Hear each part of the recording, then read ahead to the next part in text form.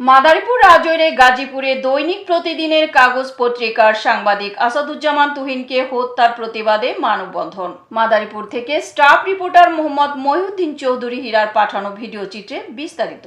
12 August 2025 রোজ মঙ্গলবার সকাল 10:30 গাজীপুরের দৈনিক প্রতিদিনের কাগজ পত্রিকার স্টাফ রিপোর্টার সাংবাদিক আসাদুজ্জামান তুহিনকে প্রকাশ্যে কুপিয়ে হত্যার ঘটনায় দোষীদের দৃষ্টান্তমূলক শাস্তির দাবিতে মাদারীপুর জেলার রাজৈর উপজেলা পৌর ঈদগাহ মাঠের সামনে কর্মরত সাংবাদিকদের ব্যানারে একটি মানববন্ধন অনুষ্ঠিত হয়। সার্বিক সহযোগিতায় ছিলেন সাবেক দৈনিক প্রতিদিনের কাগজের স্টাফ রিপোর্টার নাজমুল কবির ও দৈনিক জনতার জমিন রাজৈর উপজেলা প্রতিনিধি শহীদুল আলম।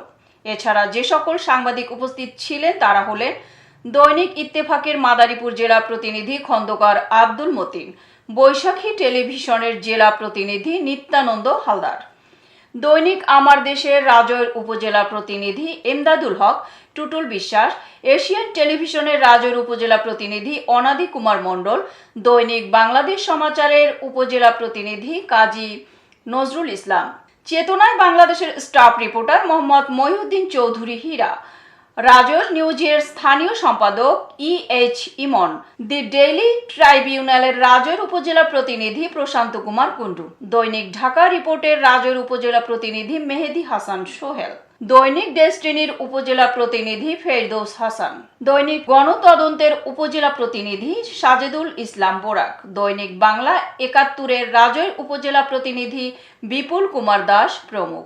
এ সময় উপস্থিত সাংবাদিকগণ বলেন, আমরা সাংবাদিকদের উপর নির্যাতন ও হত্যার ঘটনার তীব্র প্রতিবাদ জানাচ্ছি।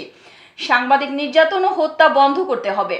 সাংবাদিক সুরক্ষা আইন নিশ্চিত করতে হবে। এ ঘটনা যারা ঘটিয়েছে তাদেরকে অতি দ্রুত সর্বোচ্চ শাস্তি হিসেবে ফাঁসি কার্যকর করার জোরালো দাবি জানান। প্রতিদিনের কাগজের স্টাফ রিপোর্টার ছিলেন, একজন বলিষ্ঠ সাংবাদিক ছিলেন।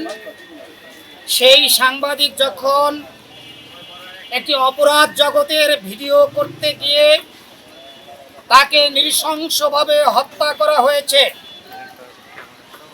আজ তারই প্রতিবাদে সারা বাংলাদেশের কলম সৈনিকরা রাজপথে নেমেছে। আমি দেখেছি এমন একজন সাংবাদিক, যেই সাংবাদিকের এই মৃত্যুতে দৈনিক প্রতিদিনের কাগজের যে ভারপ্রাপ্ত সম্পাদক যেভাবে কেঁদেছে, চোখের জলে বুক ভাসিয়েছে। যারা সাংবাদিককে হত্যা করেছেন তাদের বিরুদ্ধে অতি দ্রুত আইনানুগ ব্যবস্থা নেওয়ার জন্য বিনীতভাবে অনুরোধ জানাচ্ছি। আমরা এখানে দাঁড়িয়েছি আমাদের সতীর্থ, আমাদের সংগঠনের ভাই, গাজীপুরের সহযোদ্ধা ভাইয়ের অকাল মৃত্যুতে। এতক্ষণ সঙ্গে থাকার জন্য ধন্যবাদ। i1 টিভির নিয়মিত আপডেট পেতে ভিজিট করুন আমাদের ওয়েবসাইট, ফেসবুক, ইনস্টাগ্রাম ও ইউটিউব চ্যানেলে।